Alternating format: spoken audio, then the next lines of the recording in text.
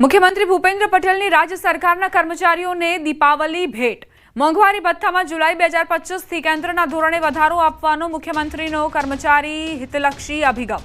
છઠ્ઠા તેમજ સાતમા પગાર પંચનો લાભ મેળવતા રાજ્ય સેવાના અને પંચાયત સેવા તથા અન્ય મળી 4.69 લાખ કર્મચારીઓ અને 4.82 લાખ પેન્શનર્સને લાભ મળશે। મોંઘવારી ભથ્થામાં વધારાની 3 માસની તફાવત રકમ એરિયર્સ એક જ હપ્તામાં ચૂકવવામાં આવશે।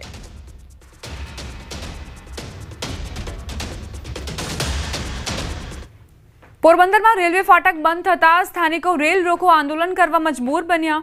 નરસંગ ટેકરી રેલવે ફાટક છેલ્લા 2 મહિનાથી બંધ હોવાથી સ્થાનિકોમાં ભારે રોષ જોવા મળ્યો છે।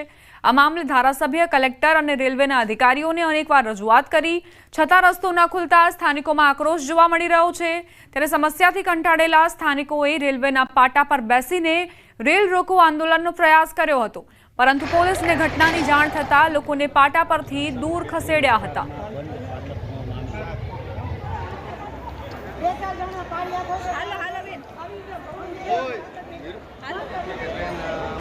સ્થાનિકોનો આરોપ છે કે અચાનક રેલવે ફાટક બંધ કરી દેવાતા ભારે હાલાકી પડી રહી છે અને તંત્ર દ્વારા જે વૈકલ્પિક રસ્તો આપ્યો હતો તે રસ્તો પણ તોડી દેવાયો, જેથી લોકો 4 થી 5 કિલોમીટર લાંબો ચક્કર મારવા મજબૂર બન્યા છે।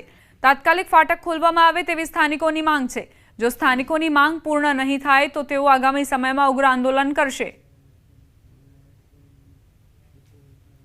જ્યારે અમે ગ્રુપ બનાવી અને આંદોલન કરવાની વાત કરી ત્યારે બધા ફોટો સેશન કરવા માટે રાતે આવી ગયા અને ફોટો પડાવીને ચાલ્યા ગયા કે ભાઈ વૈકલ્પિક રસ્તો ખુલી ગયો છે, કે વૈકલ્પિક રસ્તામાં જે સ્કૂટર લઈને નીકળી શકે છે। પણ એ લોકોને ક્યાં ખબર છે કે તમે સ્કૂટર લઈને ત્યાંથી નીકળો, એક ચાલીને નીકળવાનો રસ્તો નથી, ચાલીને નથી નીકળી શકતા। ચાલીને નીકળો તો તમારા પગ માટીમાં ખૂંચી જાય છે એવો રસ્તો છે।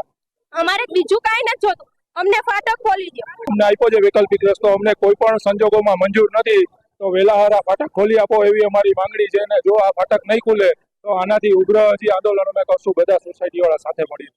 નહીં, બેનરની અમને કોઈ માહિતી નથી અને જે આ તમે કોઈ પણ પક્ષને કે અમે કોઈને સાથે રાખીને નથી કર્યું ને અમારી જેટલી સોસાયટી છે અમે સાથે મળીને કરશું આંદોલન, હજી આનાથી ઉગ્ર આંદોલન કરશું ફાટક નહીં ખુલે તો। ચોમાસું